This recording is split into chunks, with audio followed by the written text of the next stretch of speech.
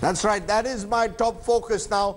We're concerned at the moment with the national capital of this country because Delhi is supposed to symbolize, we thought, the strength of this country. As it turns out, it is reflecting the weakness. The capital region continuing to choke with air quality that is worsening by the day. This despite the centre and state government's claims of having taken the required measures. Now today, the Supreme Court has stepped in.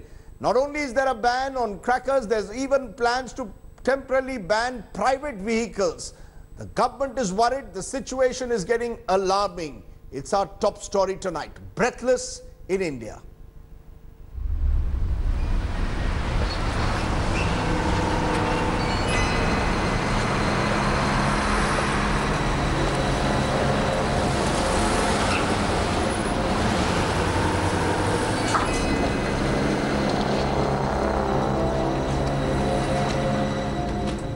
A crackerless Diwali. Complete ban on private vehicles. Delhi, choking with pollution, faces a grim reality.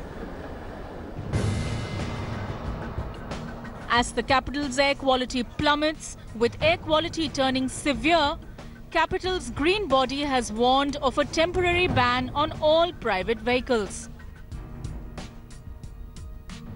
पहली तारीख से graded response action plan implement होगा। हमने direction जारी कर दिए हैं। नीचे लेवल तक ये डायरेक्शन पहुंच गए हैं। जैसे जैसे स्थिति और खराब होगी या let us hope it does not deteriorate, अगर डिटेरियोरेट होती है तो हो सकता है कि हम सारी प्राइवेट गाड़ियां भी बंद करें। The Delhi police has also begun shutting all cracker shops after the Supreme Court observation over lack of green crackers, made mandatory for the national capital region. और पुलिस वालों ने बंद करा दी है क्योंकि वो कहते हैं कि भाई जो है ग्रीन पटाखे ही रख सकते हैं, लेकिन हम पूछते हैं उनसे कि भाई ग्रीन पटाखे क्या होते हैं तो उनको किसी को कुछ नहीं पता है। वो कहते हैं भाई दुकान बंद कर दो। अब पुलिस के आगे तो चलती नहीं है ना किसी की। As you can see, there is a thick layer of smog right behind me at Akshardham, New Delhi.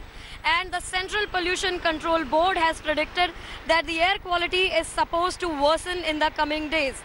As the burning of crop stubble, considered one of the reasons behind the spike in pollution at this time of the year, continues in Punjab and Haryana, Central Pollution Control Board has asked people not to go out in the morning and evening so that they can stay relieved from the toxic air that is there in New Delhi. जिस भी surrounding में जहाँ पे residential area है हमारा, उस जगह पे चाहे कि फैक्ट्रीज वगैरह बिल्कुल ही बैन कर दे कि वहाँ बिल्कुल ऐसा कोई भी एक्टिविटी ना हो जिससे पोल्यूशन फैले. Only there is a request if something can be done by government or the local authority who can stop this carbon factory at least, and that is directly impacting on our life.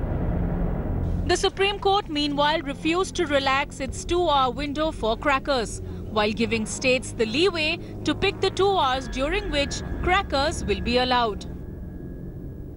A WHO study says 1.25 lakh kids below 5 years of age died in 2016 in India because of air pollution.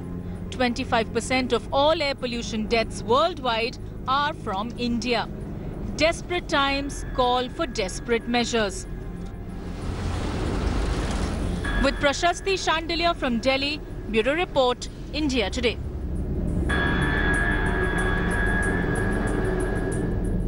Let's give you a sense of just how bad the situation is. On your screen now are images from NASA. On the left side is an image clicked on the 1st of October. It shows very little stubble burning, red marks. Also, there is no haze in the image, as you can see. Now turn to 30th of October. Look at the haze, the lots of red marks all across North India and the national capital region.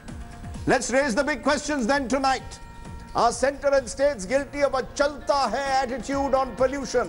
Why didn't the centre and states address the issue of crop burning? Is toxic air the biggest killer in this country now? Should the government be spending more resources to fight pollution? Let's go straight to our talking point.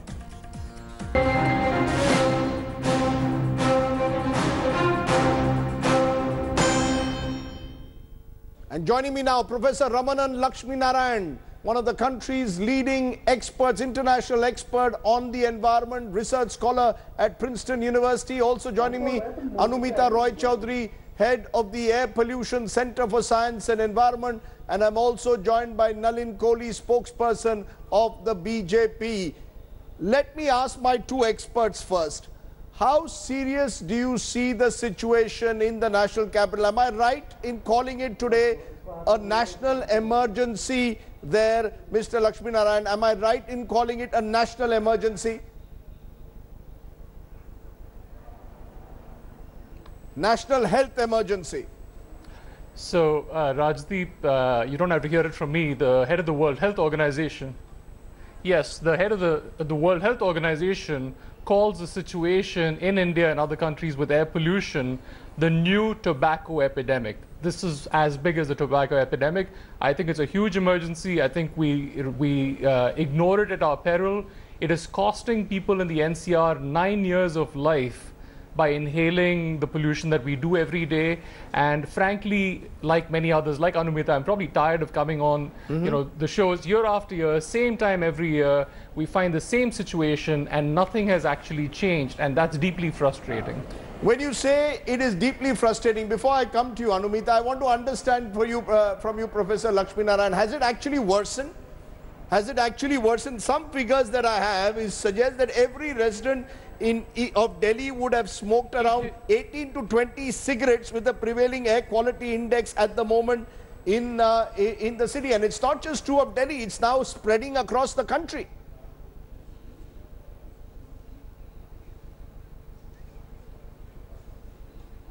Absolutely. So if you look at a satellite image of this, you will see that all across North India, starting from Punjab all the way into Uttar Pradesh, you see that black smog. It then moves over to the Indian Ocean. This is something you can see from space. You don't have to just breathe it in here. And it's a no-brainer that this is killing people. This is the sort of thing that killed people in, in the UK before they got their act together, in Los Angeles before they got their act together. How long are we going to keep waiting before our country, both the citizens and the government, get their act together to make sure that we're not going to die just of choking in the smog?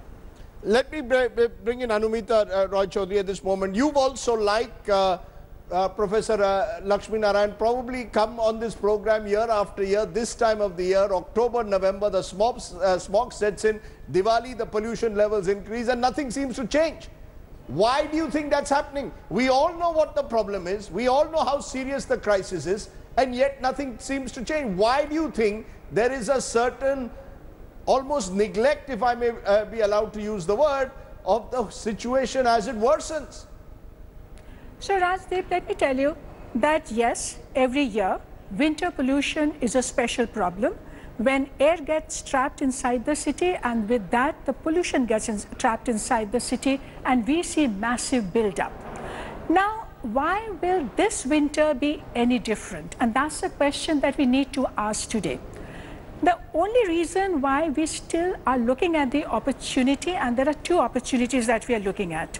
One is the emergency response plan, which has already been rolled out, and simultaneously the round-the-year plan, the comprehensive action plan, which has also been notified this year for round-the-year action. Now, we know that the round-the-year action has remained weak and the comprehensive action plan is really yet to take off. Now, emergency response becomes important because pollution which has already been emitted, you cannot take it back because weather is also going to play up. Now, today's forecast is saying that the beginning of November, we are going to have western disturbance, more moisture in the air, more trapping of pollution. That means we really have to ramp up action and be more preemptive rather than reactive the way we were last winter. So we have started by shutting down power plant, brick kilns. Now from 1st of November, we are saying that we are also going to stop construction and also the hot mix plants and stone crushers. Now these are steps that you are taking so that you don't add more to the pollution when we know that the weather is going to turn adverse. But the question that many citizens will ask is, when we know the problem year after year, Why wait for these few days before November to wake up? Why is it, for example, that the Supreme Court today needs to direct the transport departments in the national capital and neighboring states not to allow petrol vehicles more than 15 years and diesel vehicles more than 10 years old to ply on the road? Why is it that the Supreme Court has to step in on the entire contentious issue of crackers and whether you should have a cracker ban or not? It almost seems as if society and the government are a step behind. The court has to take the action. And that becomes, that's my worry, Ms. Rai Chaudhary. Why is it that the court has to step in? So, if I may respond to that, so certainly we are getting these directives from the Supreme Court, and that's the intervention, and the judicial intervention has become so important when the executive action is still lagging behind. But as we are constantly saying that for the first time, you have the comprehensive plan which has been notified under one of the most powerful acts in this country, which makes this plan legally binding. The next step is that where is that responsibility fixed to ensure that implementation happens at a scale and in a time-bound manner so that you're reducing pollution and the air pollution gains are sustained throughout the year, minimizing our dependence on emergency action. And that's the question that we are raising today. That's where the executive comes in, Nalin Kohli. Whether it's the Delhi government here, whether it's your central government, and indeed the BJP is in power in many of the states across north and central India, where is the sense one gets that this is a priority issue? I know that the Prime Minister spoke about it in his Mann Ki Baat in the context of stubble burning, but let's be clear, there is no plan in place. There is no attempt. Why doesn't the Prime Minister call the Chief Ministers of all these states, not now, but a month ago, and get them together and say, look, these are the issues, we know there's a problem, let's try and find a solution. Why is there the lack of proactive nature that you need from the center, executive, state governments to actually get in some way on top of this problem? It's only getting worse.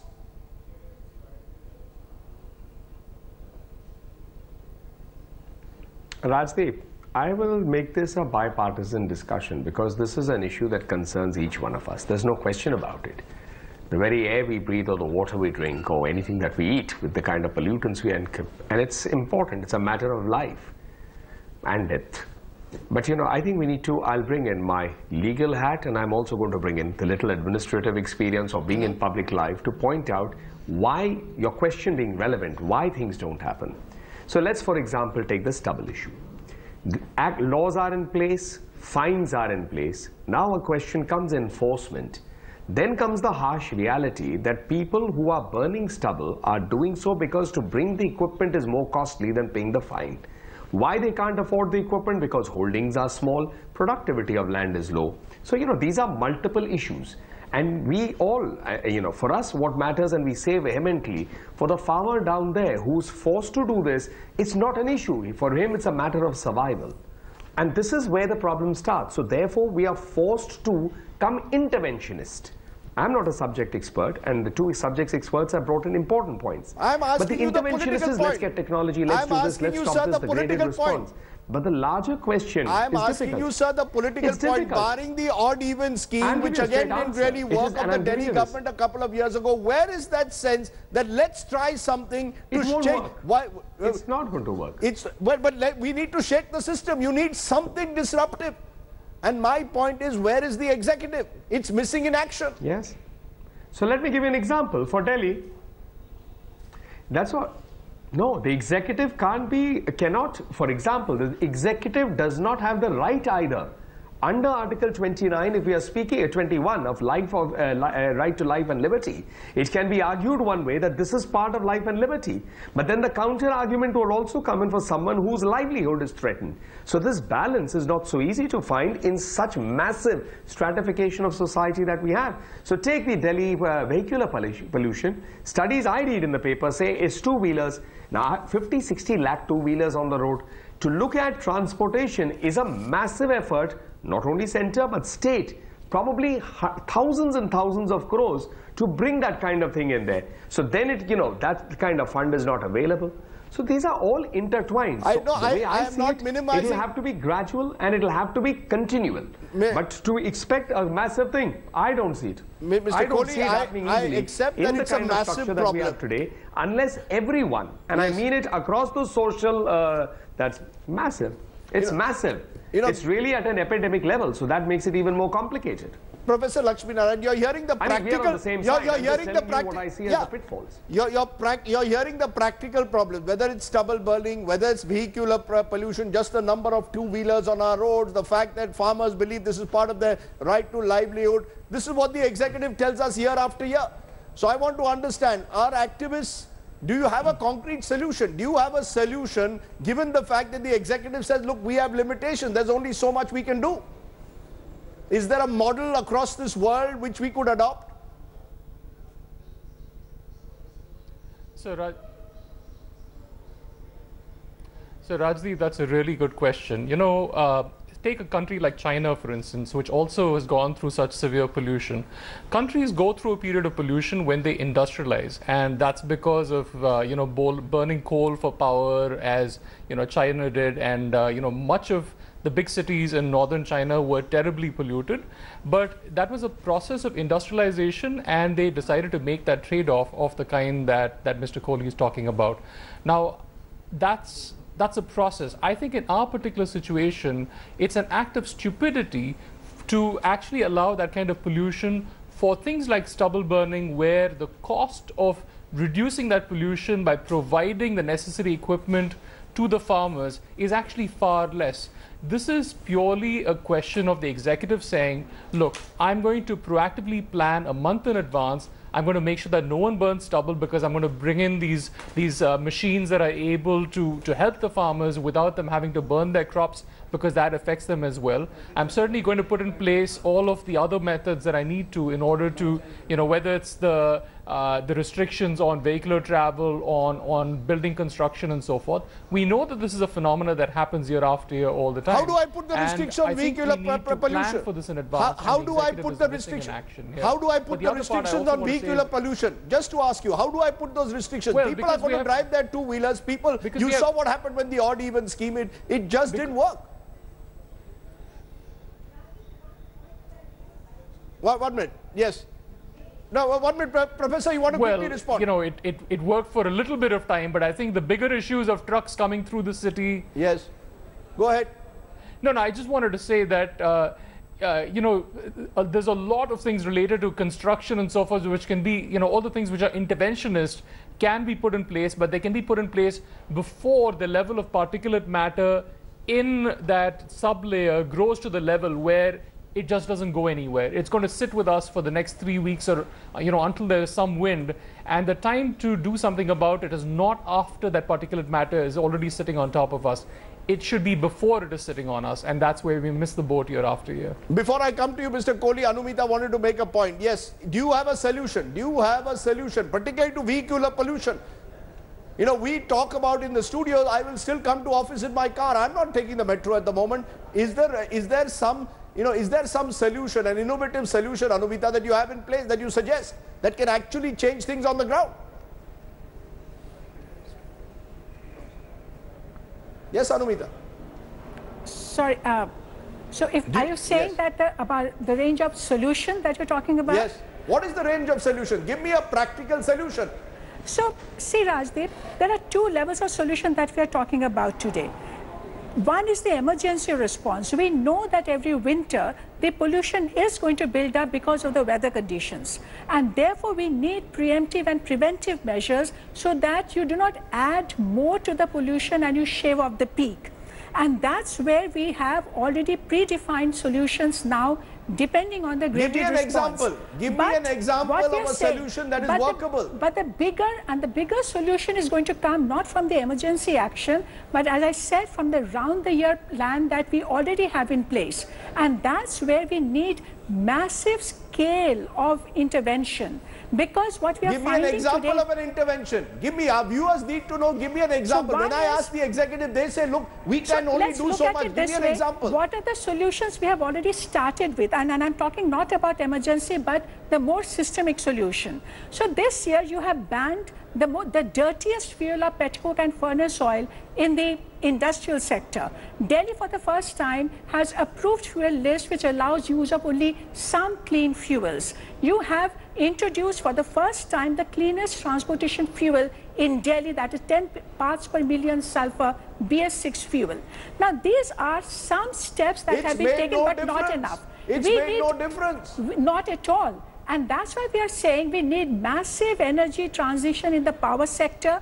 We have to make that coal-free, bring natural gas. We need massive escalation in public transport so that you reduce dependence on personal vehicles, waste management and construction activities. Today, it has become extremely difficult to control widespread burning of garbage and the landfill fire. And that's simply because the city does not have waste management system. And the construction activities, these are all dispersed informal pollution sources, and the capacity of the enforcement agency to inspect them, to ensure surveillance and compliance has become extremely challenging. And that's where we are asking for capacity audit of different implementing agencies to ensure that they develop their capacity for proper implementation and enforcement.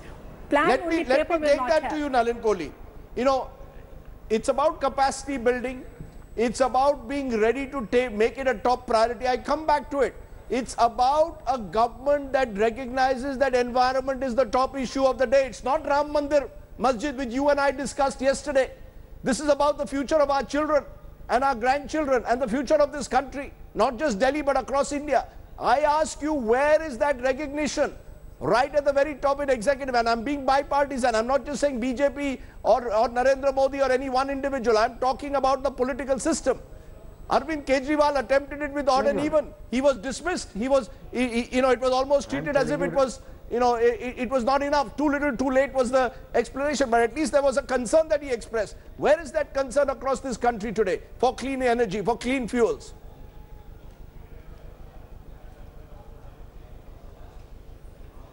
Rajdeep, and I said it at the beginning, I'm not participating in a partisan manner. I think everyone, this is a matter that's serious for each one of us. And I thank, for example, Anumita ji was saying, coming up with some very, very important inputs. But I'm also trying to just contribute to this discussion. When you would argue, for example, clean air, equally important is livelihood for another person. So these are the real challenges. So what's the solution?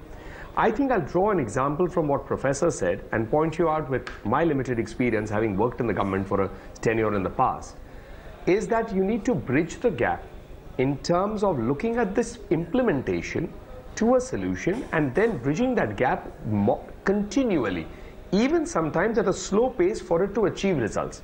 Because you can't be a police state. You may bring a law, you have an air pollution law, you have water pollution law, but look at the Yamuna. I mean, there's the law, but look at the Yamuna just next to us. Or garbage or waste management. These are real problems. So when you bring the example of China, for example, it's a different mechanism. You can't go to court there, you can't petition it, you can't have anything there, you can't impose anything like that in India. On the other side is the rare earth metals issue that some people, I read reports in the International Herald Tribune that talk of the massive pollution in terms of what's happening to the ground there, because all other countries don't wish to bring out that and want it only to come from China because it can go under the carpet. So what the solution is building a stake with the practicality of the implementation. Sudden, for example, stubble. The example was given, can machines be put out? 1 million hectares of land, who's going to buy the machine? The government? Then you need a tender, then you need the question of a scam will come up in purchase, then operators, running costs. So that's the whole point. We need to relook each sector where the problem is, find the solution from actually the lab to the ground, including the administrative hurdles or the legal hurdles that may come. You know, and it has to be collaborative. There is no other way in my opinion. I take collaborative, but I come back to it, where is it a priority? That's my limited point that I'm making with the executive. But Professor Lakshmi Narayan, what will it take in your view? A quick response to that. What do you, if you were to advise the executive today, what is that one piece of advice that you would give to ensure that next year you don't have to come on this debate, as I fear you will have to?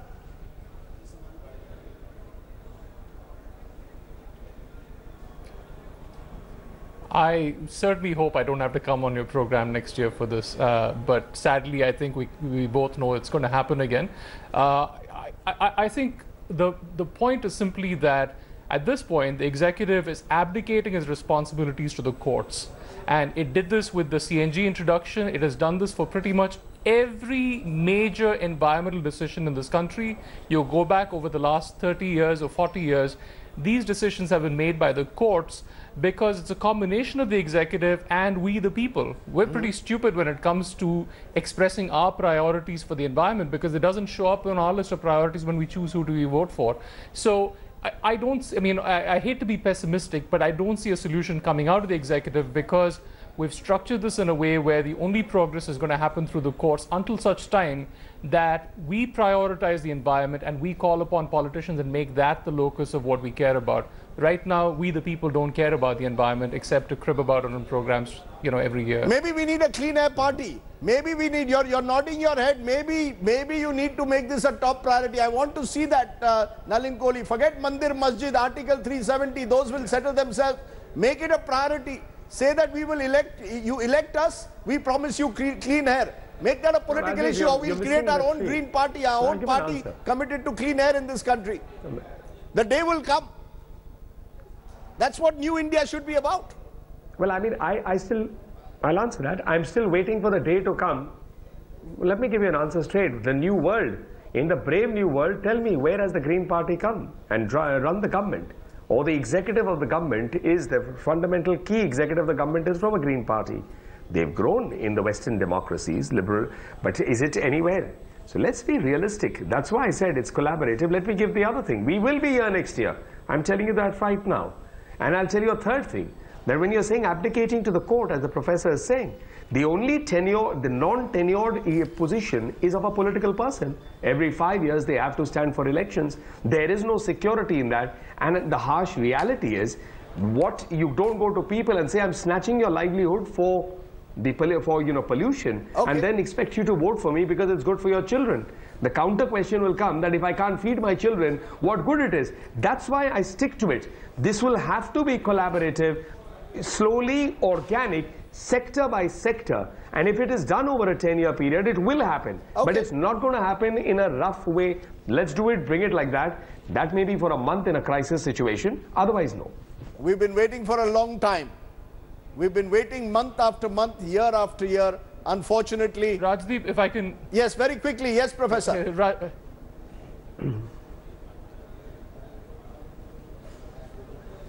I don't want to set that... I hear what Mr. Kohli is saying, but I think that's a bit of a false dichotomy. We don't have to choose between jobs and the environment.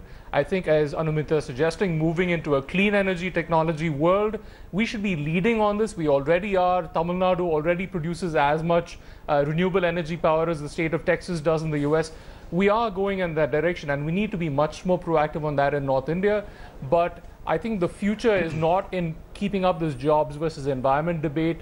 I don't think that's a true debate. We can have a clean environment and have jobs. Okay, let me leave it on that. Maybe a little more positive note to end on. Thanks very much for joining me on my talking point. As I said, I fear this will be an annual ritual. Thank you very much.